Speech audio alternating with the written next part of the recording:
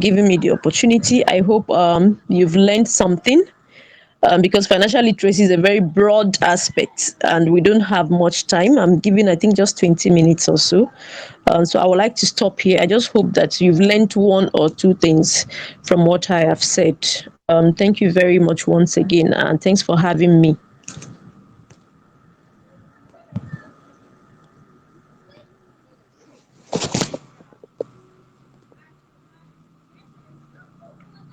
So much, Fauziya, for sharing on how to make money and how to save money. Very important aspect of our lives. I know it's a little bit short. It's the session is too short to be able to cover all the areas of financial literacy you're supposed to cover. So I'm thinking we will still need to schedule another time so that you'll be able to touch all the aspects that are needed on Okay. strategies that will be required to be able to, help us cultivate saving habits and how to manage our finance. Thank you so much. Thank you so much. We're really Thank you. grateful. We're really It's my grateful. pleasure. So now to the next session, which is the mental health and motherhood by Anne-Sharlene. She's a wonderful woman. I think she has been online from the beginning of the session. So, with a loud ovation, we'd like to have Miss or Mrs. Annie. If you're online, please just join in. Okay, yeah, I can see her. One thing I like about her is her smile. Hmm? So, Thank you so much. I hope you can hear me. I have a power cut, so my network may be a bit shaky, but I hope we're able to get through the session without any challenges. So as said, my name is Anne-Sharlene Murapa. I am Zimbabwean, but I'm currently based in South Africa, so that's why the power cut issues. Um, and I'm really passionate about mental health and well-being. I'm the founder of Kure, which is an organization that is focused on contextualizing wellness to African women's realities. And the main reason we do that is because we realize that a lot of conversation about wellness tends to ignore the intricacies of African women's experiences. And so in the next few minutes, I would just like to share a little bit about mental health, the importance of it being approached with a holistic perspective, as well as the different challenges that may come up for mothers and how they can navigate that. So a disclaimer, I'm not a mother, but I'm a daughter. And I have learned from the women who've come before me, as well as academically, on certain issues that may help improve one's mental health. So I hope that I'm able to share as intricately as I possibly can. So just to start off, we can look at mental health as just the basic state of our mental well-being, right? The state of our brains. So our brains are connected to every single aspect of who we are. If you're stressed, say financially, it affects your mental health. If you are stressed in your relationships, it affects your mental health. So it doesn't make sense to only think of your health as just this mental thing that can be packed away, because every single day, regardless of what you're doing, any action that you take, anything that you choose to focus on, essentially affects your mental well-being. And so we need to strive for um, some form of balance in every aspect of our lives. Now, it can get hard to achieve that, especially as women, because we tend to wear many hats and we tend to do a lot of things. And so finding balance can be hard, but it's important to be able to identify areas that need that priority care and prioritize them as such. So, starting off with just women in general. When we think of our mental health, it tends to be put on the back burner because we have, for years, especially as African women, our identity is synonymous with struggle. It's synonymous with just being so strong and unbreakable, right?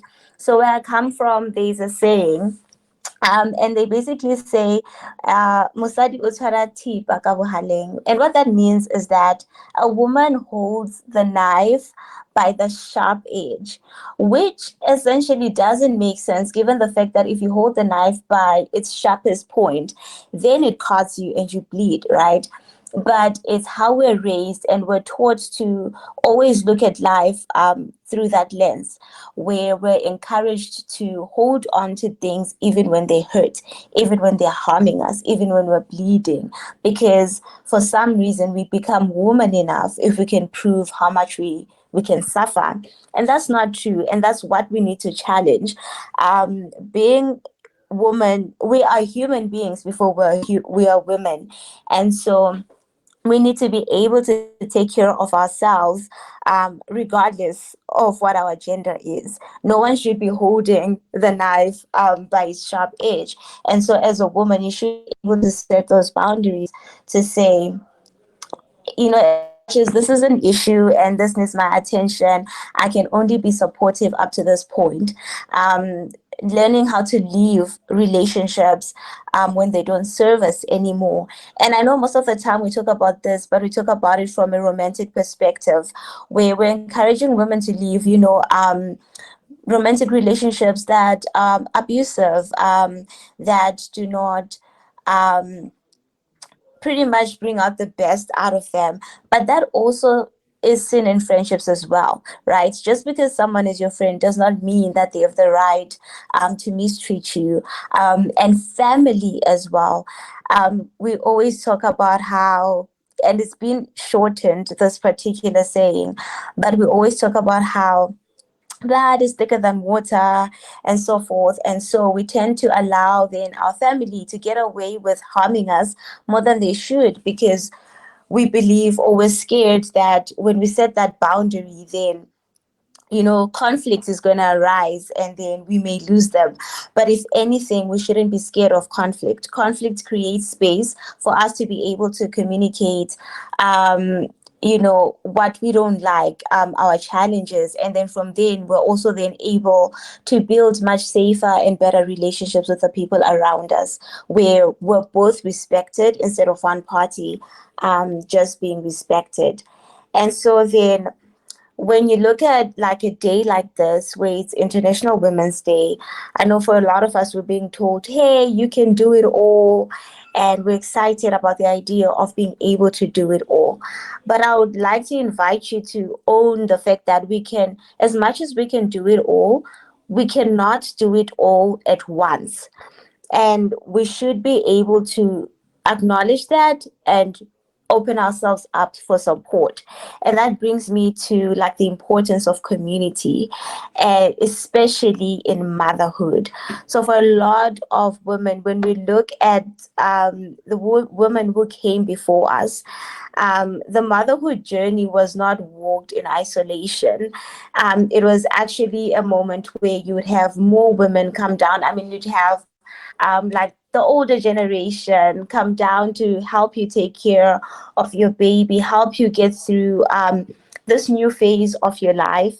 And over time, that has changed because of capitalism, colonization, and urbanization. We're all growing and evolving and moving further and further away from each other, that now we expect women to go through motherhood on their own. We expect them to figure it out on their own and to just know what to do. But especially if somebody has not been a mother before, it's a hard journey.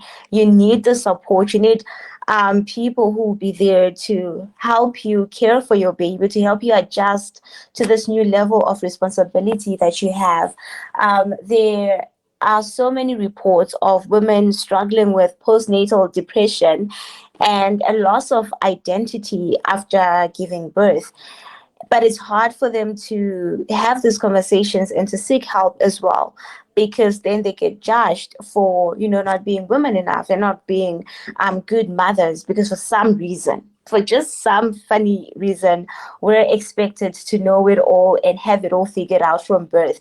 And it doesn't work that way, because just as much as we're all on this journey in life and learning as we're going along, we need to learn how to be mothers. We need to learn how to be good mothers as well. Um, there is a book I really love by Bell Hooks, all about love, and she challenges the idea that women are born nurturing, right? And she challenges the idea that we're born just knowing how to love. Because when we are really honest, and we look at a lot of women's experiences, especially amongst young girls, there's so many conversations about like mother wounds, and how, a lot of them have been hurt from their relationships with their mothers, because their mothers were never prepared.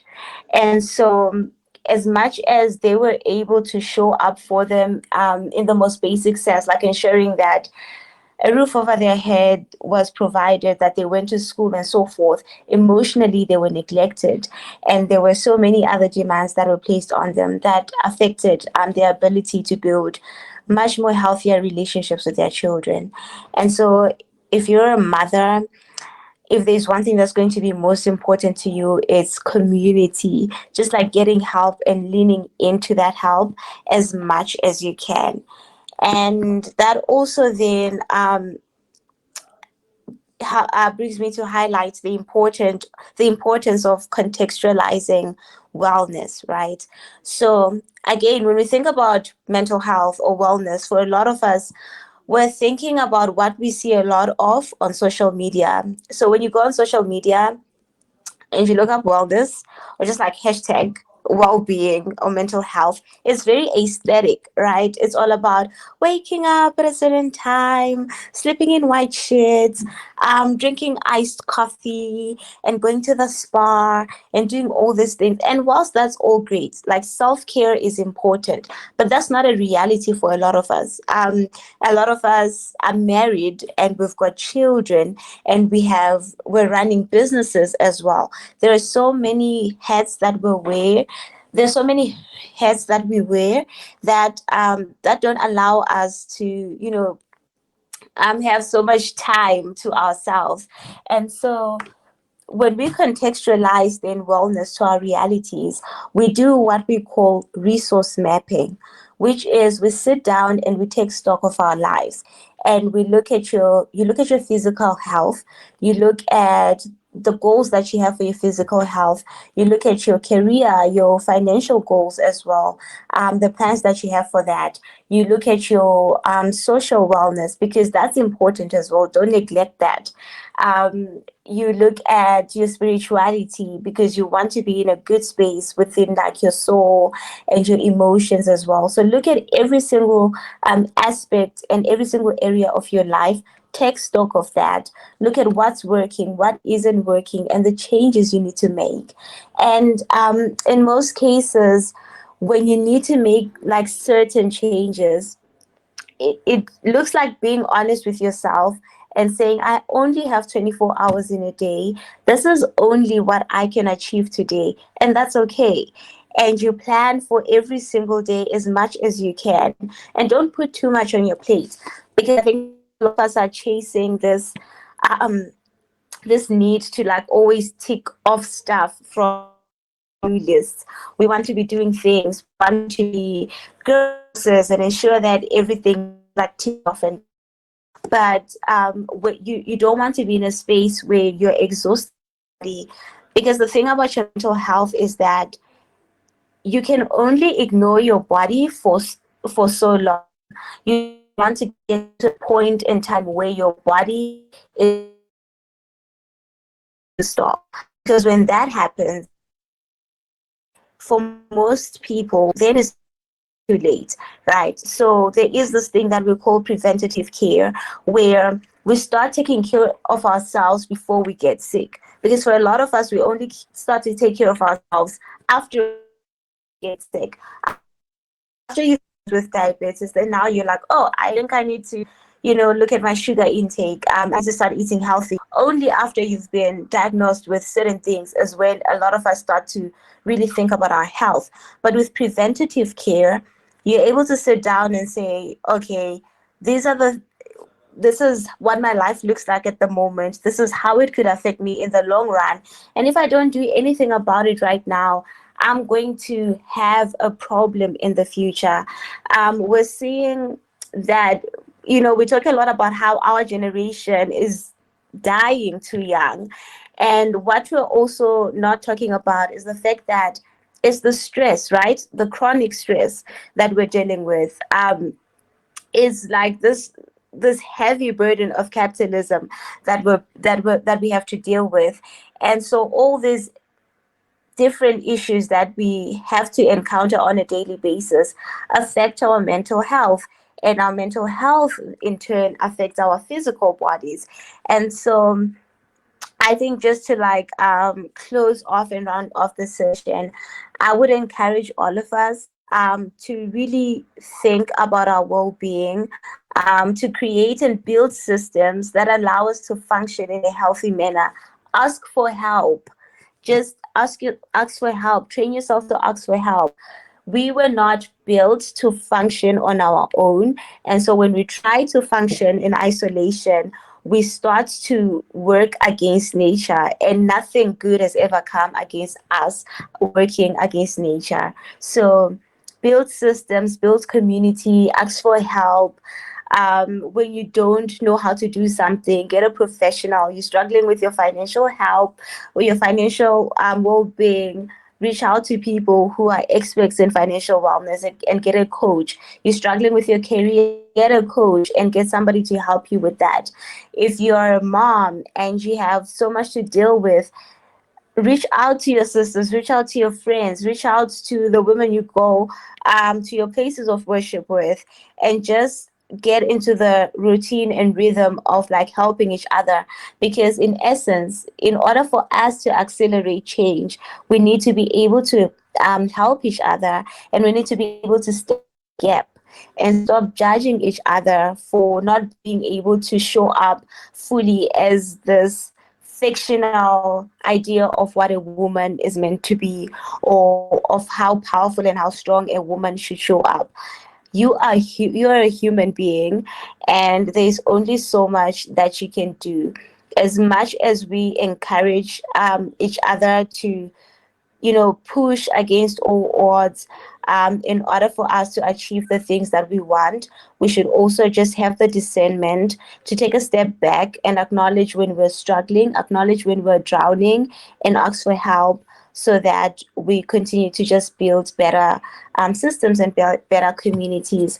So yeah, I would encourage you, after this call, if you're thinking about your mental health, how to get started, just start to look up areas within your communities where you can go to learn more about that.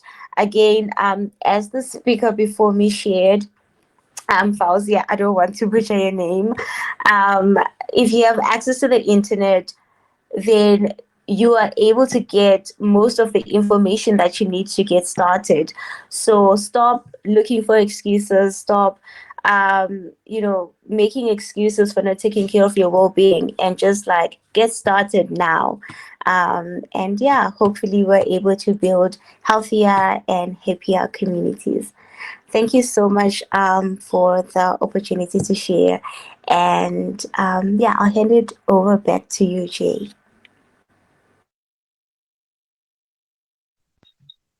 Fantastic, amazing, awesome. My God, I've learned a lot. Thank you so much, Shani. Thank you so much for sharing from your wealth of knowledge. Thank you. Even though the time is limited a bit, um, I believe we're still going to schedule another time, like I said, for the financial literacy. We'll still find time, because we'll be having this program monthly now to be able to empower our women. I would like to say thank you so much. Before I take my leave, I'll and invite Zainab, the CEO and founder of Memes Home. I have a gift for everyone that stayed to the till the end of this program. I'm a brand communication expert with over 26 years of experience in helping businesses shape the perception of their target audience to buy from them. So I'll be giving free session to everyone that attended this program for free consultation. Thank you so much. That's my gift to celebrate the women for today. Happy International Women's Day. God bless you all. I love and celebrate you. Thank I would like you. to Thank you. All right, thank you. Please don't forget to get your gift. So wait till the end of the section. So, what an incredible and inspiring section we've had today.